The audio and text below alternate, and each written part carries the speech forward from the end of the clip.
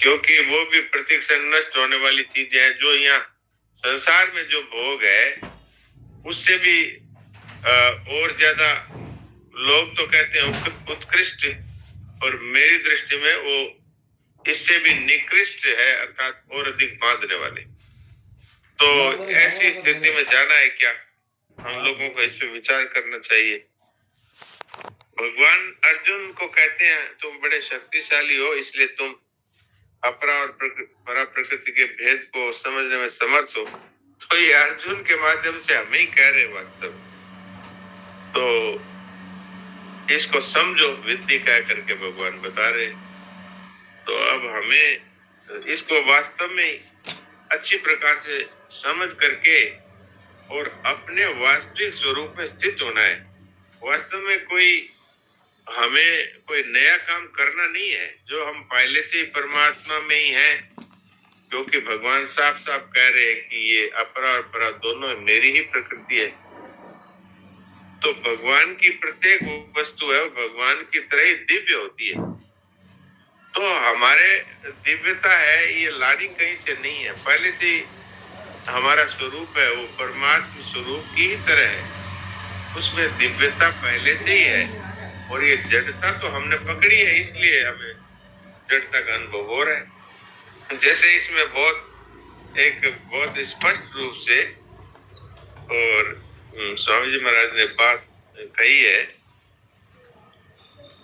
ये स्त्री पुरुष दोनों पर ही लागू होती है। सुखा शक्ति के कारण से जो स्त्री वास्तव में जनन शक्ति है, ऐसे पुरुष की बात है, परंतु स्त्री में आसक्त पुरुष स्त्री को माता रूप से नहीं देख सकता। और ऐसे ही जो स्त्री है वो भी पुरुष को वो वास्तव में पिता रूप से नहीं देख सकती, क्योंकि वास्तव में हमें इस जड़ प्रकृति से ही सुख लेना है।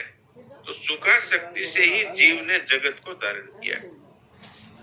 सुखा शक्ति के कारण ही जगत वास्तव में भगवत स्वरूप है, लेकिन हम इसको अपने दुख की दृष्टि से देखते हैं। जैसे इसमें महाराज जी ने उदाहरण दिया है, दूसरी जगह एक उदाहरण ये आता है, जैसे भगवान राम पधारे थे जनक की सभा में, तो वहां सबने अपने अपने भाव के अनुसार ही भगवान को देखा।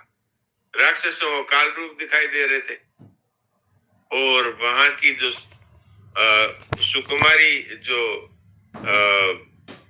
कुमारियां थी उनको वो साक्षात कामदेव के रूप में दिख रहे थे, और मैनावती माता जी को मैना जी को दिख रहे थे छोटे से बालक के रूप में। तो ये वास्तव में भगवान तो वही है, पर उनको।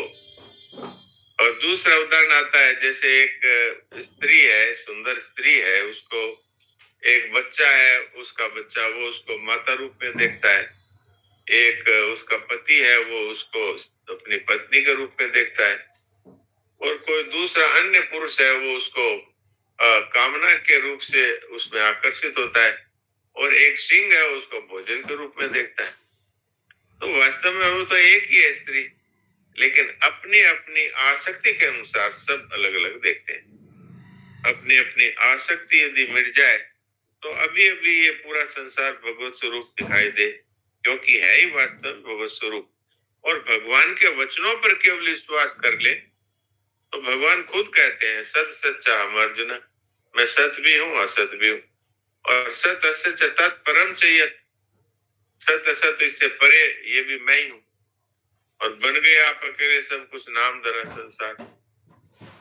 तो ये वास्तव में अगर इस बात को हम खाली समझ लें कि भगवान के वचन है मिथ्या नहीं हो सकते, और जीवन मुक्त महात्माओं का कहना है ये मिथ्या हो नहीं सकता, तो अगर इस तरह दृढ़ विश्वास हो जाए तो भी ये सब कुछ भगवत स्वरूप दिखने लग जाए, तो चाहे तो ज्ञानियों की दृष्टि से सत असत का विवेक पूर्वक, और चाहे भक्तियों की दृष्टि से भगवान और भक्तों के वचनों पर विश्वास करके यदि हम अपने जीवन को इसी समय, इसमें कोई अभ्यास नहीं है।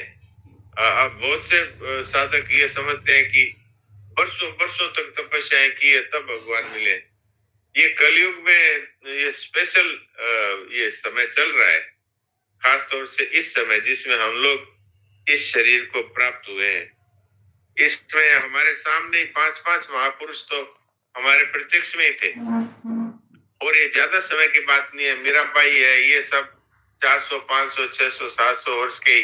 तुलसीदास जी है, सूरदास जी हो गई। इसको कहते हैं, संतों से पूछा गया है तो इसको अनादि अविद्या बताया है। बिल्कुल बिल्कुल।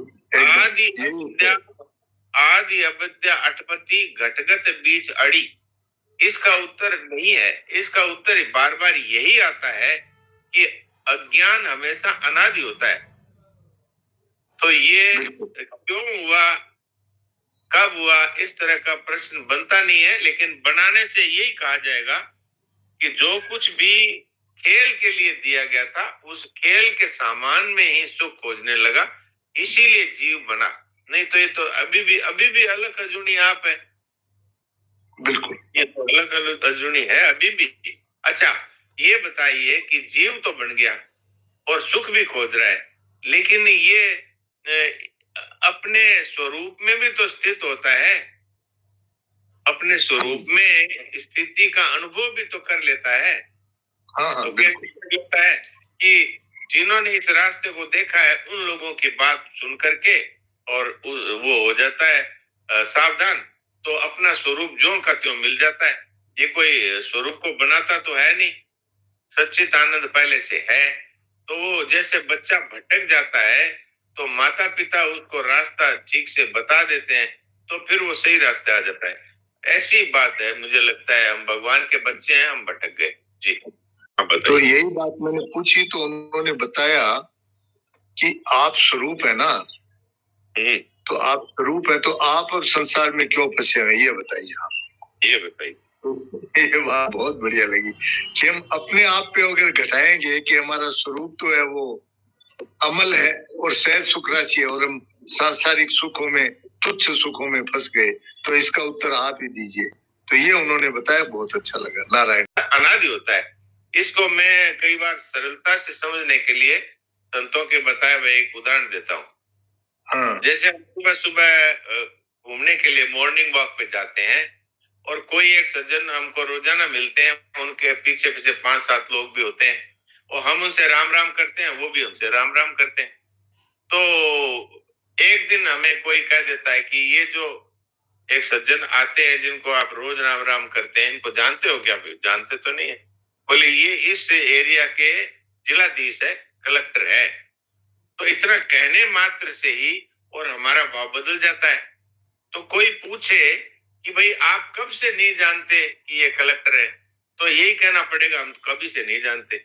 इससे सिद्ध होता है कि ज्ञान है वो अनादि है, लेकिन ये मिट जाता है, इसका अंत हो जाता है। देखिए, जैसे ही उसने कहा कि ये कलेक्टर है और हमने मान लिया, मानते ही वो हमें कलेक्टर दिखने लग गया और हमारा भाव भी बदल गया, और अब राम राम करने का हमारा स्टाइल भी बदल गया।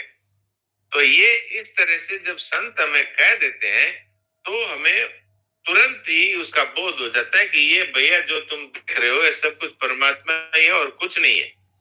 तब क्या है कि भाव बदलते ही और जीव भाव समाप्त होकर के अपनी वास्तविक स्थिति का अनुभव हो जाता है। यही बात कही जाएगी, क्योंकि अविद्या तो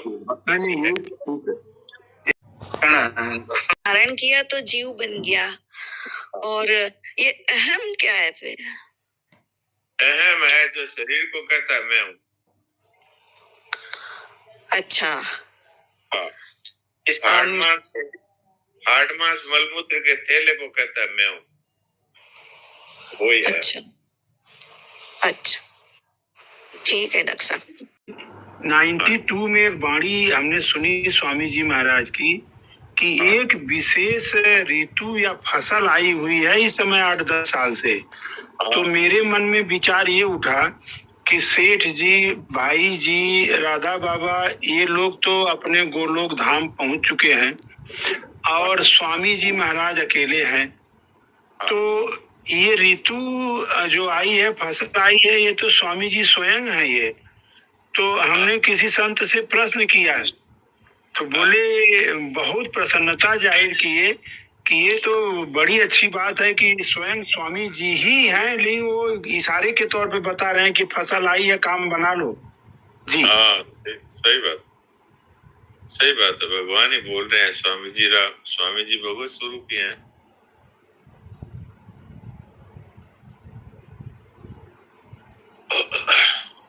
यहाँ पर सेवा के लिए अथवा अपने आप को जानने के लिए जो दिया गया उसको हमने बुला करके और जो दिया गया इसी से सुख लेने लगे, इसलिए साक्षात परमात्मा का अंश ये परा प्रकृति है, ये जीव बन गई और शरीर और संसार को मैं और मेरा माना और फिर कामनाएं उत्पन्न हो गई। तो इस तरह से ये बंधन हुआ।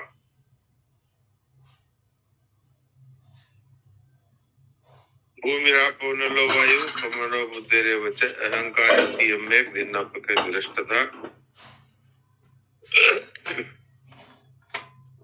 अपरे वेतस्त्वन्याम प्रकृति विद्धि में परम। ये जो 8 प्रकार की जड़ प्रकृति बताई, इससे बिल्कुल अलग ये भगवान की परा प्रकृति है, जो कि भगवान की तरह ही सच्चित और आनंद स्वरूप है, पर इसने अपरा प्रकृति को और स्वरूप को भूल करके और जीव बन गई।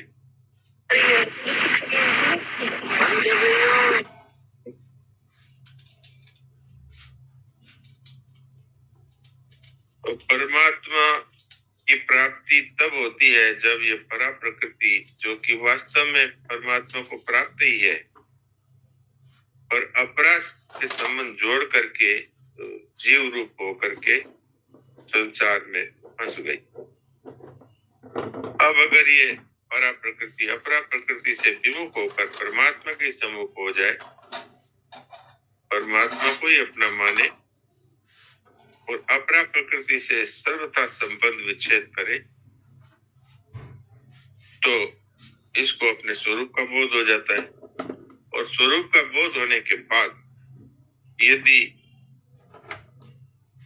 आग्रह न रखे केवल आत्मज्ञान का, तो फिर स्वतः परमात्मा का प्रेम प्रकट हो जाता है।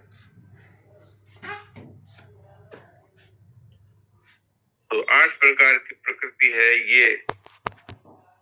वास्तव में ये 8 प्रकार की प्रकृति है, ये कभी नहीं कहती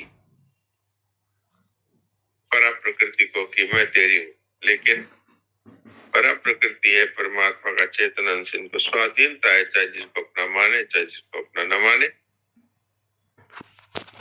तो इसने अपनी इस स्वाधीनता का दुरुपयोग